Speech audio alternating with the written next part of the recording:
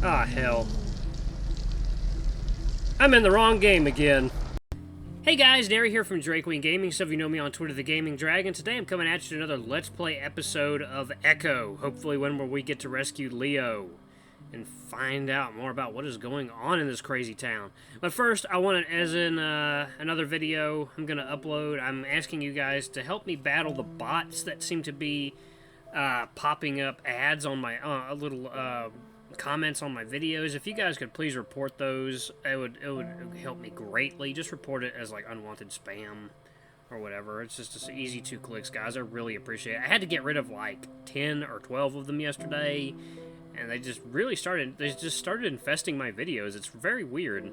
But anyway, guys, let's just go ahead and jump right back into Echo, and hopefully we will find out more. Anyway, I take a few steps in, looking around and not seeing anything else. When I turn back around, I do see some picture frames hung up on the wall. Seems kind of odd for someone like Duke to have those up. In the pictures, I see a much younger Duke, or at least a pre-meth Duke. Next to him is a female weasel, her smile small compared to Duke's tooth-bearing grin. She's in the 3 other pictures next to that one, too. Weird. I wouldn't have thought anyone would want to be with Duke, especially someone as pretty as that weasel. I move on to the next room, and this one is completely empty, painted white. The next door down is the last one on the right side of the hall. This is the only door that's closed and, like the last room's walls, is painted white. It's taller and seems to be a bit thicker than the other doors. When I try the knob, it's locked. Kudzu? I whisper in... I'm sorry, Kudzu? I whisper and Kudzu pokes his head out from the door just behind me. What's up? I point at the door in front of me. This one's locked. Kudzu stands in front of the door and presses his ear to it. I see his hand hover in front of the crack between the door and its frame. Then he reaches out to my hand and pulls it up to the same spot. He looks at me. You feel that? I'm about to say no, but that's when there's a noticeably cooler draft coming from within. It's kind of cold. The basement. I bet my ass that Leo's down there. I swallow. Should we try to break down the door or something? I don't. Kudzu's ears suddenly perk up straight and his eyes widen. My fur bristles out. What? That's when I hear it. The crunching of gravel. Kudzu grabs my arm and starts pushing me back down the hall towards the back room with the broken window. At that moment, I hear the knob turn, and suddenly my path changes direction as Kudzu steers me into a room on our left. It's one of the rooms I hadn't looked into myself, and I see that it's a storage room. Boxes are everywhere, and so is a bunch of junk. I guess that explains why all the other rooms are so spotless, and that he's not using his basement for storage. Kudzu looks around desperately for a moment, then pulls me behind a mound of boxes just as I hear the door swinging open. The problem ain't that he got away. Duke is practically screeching when he comes inside, as if he's been waiting to be indoors before he yelled. Underneath Duke's pattering feet on the wooden floor, I hear 2 loud thumps, and I know immediately who's with him. My blood runs cold and my breathing seems to stop, worried that they'll be able to hear even that. If he's behind all this, he's gonna make things so much worse. Huh? I hear a non-committal grunt from the bear, and I shudder at the sound of his voice again. I feel a light touch on my back as Kudzu rests his hand there, trying to comfort me. What do you mean, huh? You like the dreams you're having right now? 'Cause trust me, it's gonna get a hell of a lot worse. I hear a smacking sound, which I imagine is Duke's tiny hand trying to slap Brian in the face. What the fuck you staring at? Duke's grating, nasally voice echoes around the carpetless house. Your window. There's a moment of silence as I hear some shifting around, then suddenly I hear Duke's footsteps bustle down the hall. I duck more deeply behind the boxes as he passes the doorway to our room. Fuck! Is someone fucking in here? Like the fucking hill people. I hear the heartbeat. Brian's lumbered down the hall, basically standing right in front of our room. I hear 2 more thumps and a bunch of rustling as Duke ineffectively beats at the bear's bulk. You fucking idiot, they broke in! I hear a jingling of keys as Duke continues to shout. Check every fucking room! I'll bet they broke through the basement window too, fuck! Now that he says it, breaking through the basement window might have been a better idea. Looking between a crack in the boxes, I get a flash of the weasel walking past the door again. He's holding something long and shiny. I shrink back against the boxes, wondering how in the world I got here. As I stare at the ground, I also wonder if I'm about to have a heart attack. I focus on watching the blood seep from my arm, pooling on the wooden floor next to me. I hear a key go into a lock and a doorknob turn. I swear to God, if that wolf ain't down there, I'll blow your goddamn face off! Duke's voice fades away, accompanied by receding footsteps down the stairs. The heavy footfalls of Brian start to move around slowly toward the other end of the hall. Kudzu moves his hand up to my shoulder. I look at him and he holds a finger up to his lips, then points in the direction of the broken window. I don't want to move at all. In fact, I'd rather sit here and just disappear into the floor. Somehow, though, I'm able to force myself to my feet as Kudzu tugs me up. We move very slowly to the doorway, and there Kudzu holds up a hand, making me pause. I watch his ears perk, flicking in the direction of Brian. My hearing probably isn't nearly as good as his, but I'm still able to pick up the bear's heavy, labored breathing. I hear some shuffling, then more heavy footsteps. Kudzu freezes as we both listen to the bear move back into the hallway, then his footsteps fade away. I imagine he's moved into another room. That's when Kudzu finally peers around the corner. I hold my breath, but Kudzu reaches back and grabs my wrist, pulling me out into the hallway. It's empty, and as quietly and quickly as we can, we move to the end of the hall to stand next to the broken window. Kudzu sticks one leg out the window before balancing his entire weight on both his hands that are resting at the bottom ledge. Like a gymnast, he moves the other leg out and quietly drops to the ground outside, his head narrowly missing the top ledge. I don't know if it's because he's a raccoon or an actual gymnast, but there's no way in hell that I'm going to be able to do that. Kudzu's already reaching for me, though, his eyes wide with frantic worry. I can hear shuffling sounds behind me again, coming from one of the rooms. Kudzu reaches out towards me, then suddenly waves his hand wildly in the direction of the room right next to me. Heart pounding, I almost stumble through the doorway into the room. This one has a few chairs stacked up against the side of the wall and what looks like a closet door.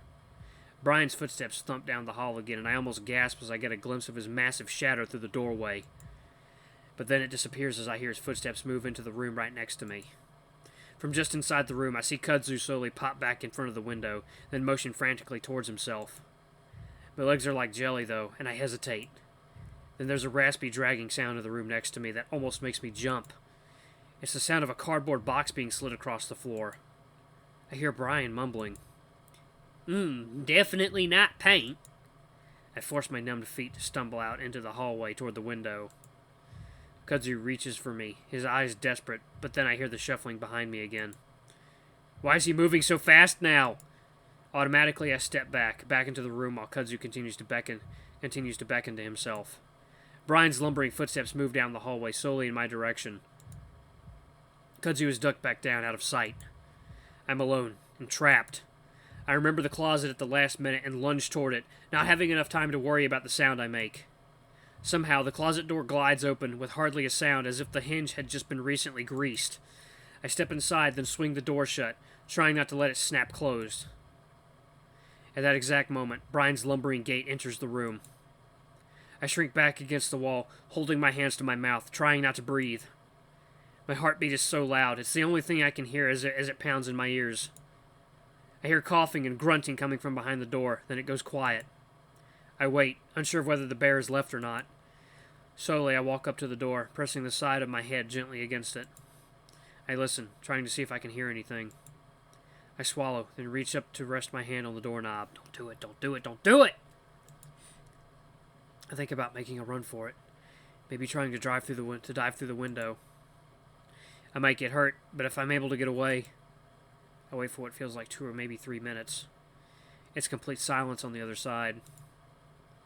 I wait even longer to the point where I'm sure there's no way someone like Brian could keep that quiet that long. So slowly, as slowly as I can, I push the door open.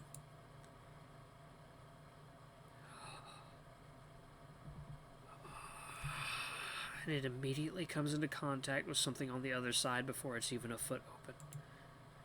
It's soft, whatever it is, and the door almost bounces back from it. I wait for a moment then, as I'm starting to realize what just happened. A massive bear paw reaches around the edge of the door. In the next half second, the door is ripped open and I find myself facing Brian.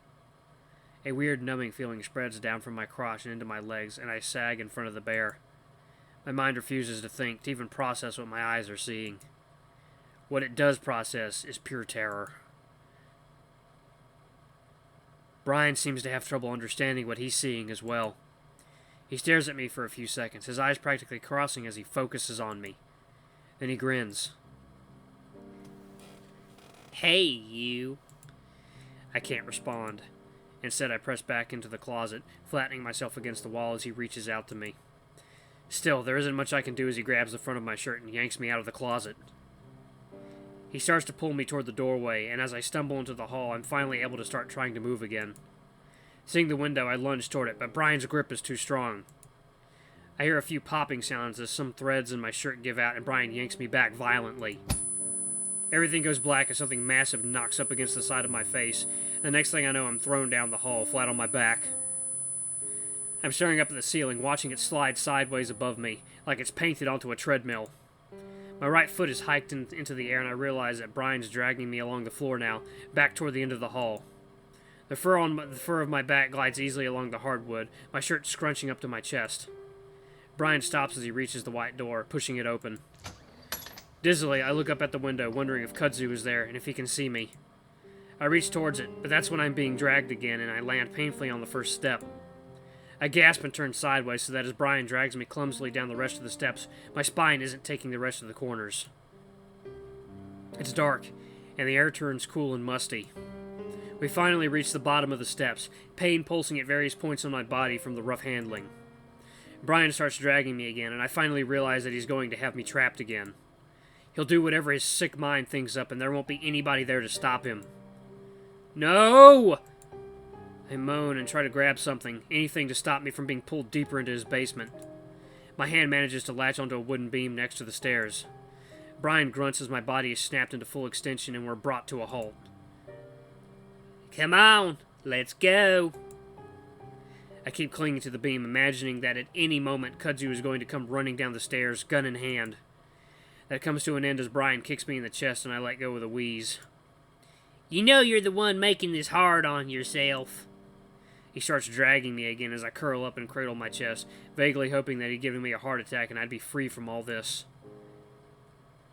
I swear to God, if you're lying to me, Leo, I'm gonna paint the ceiling with your fucking brains. Why am I still here if someone came in to save me then? The sound of Leo's voice has me snapping my eyes open again. Oh, it isn't quite as heartening as Kudzu barging with a weapon. It's definitely relieving to hear his voice again. I'm dragged through another doorway into a brightly lit room, the fluorescent light buzzing overhead. As I come to a stop on the cement floor, the room goes quiet and I squint against the sudden light. The walls on all sides are covered in shelves that are filled with silver tins and soup cans. A storage room of some kind. Duke is standing in the middle of the room next to a metal chair, staring at me. And that chair is Leo. Nope. Okay, I'd say, like, he's just standing there? His arms are down at his sides, and I can see that they're both handcuffed to the sides of the chair. His feet are similarly strapped to the chair's legs. His face is one of shock as he also stares at me, open-mouthed. I stare back, even feeling weirdly self-conscious as everyone watches me. Duke breaks the silence. I knew it! Duke is snarling, but it's not at me. Instead, he's looking at Brian, his lips drawn back as he growls. This is what the fuck happens! Brian scratches his head.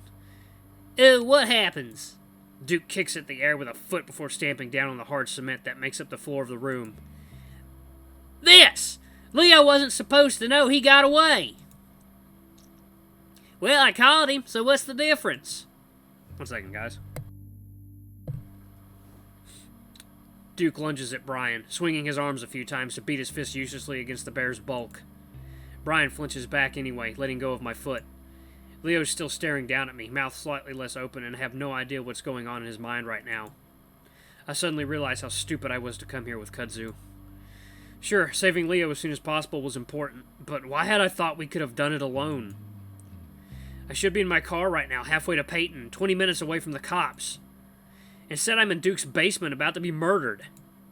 I slowly sit up just as Duke seems to finish his beating of Brian. Gasping, he turns to me. Fuck! Well, if you're here, I guess we'll just have to fucking make use of you. He waves his hand loosely between me and Brian. Pick him up. Wait a second, just... Shut up! Brian picks me up roughly, almost encircling my chest with his hands alone as he pins my arms to my sides.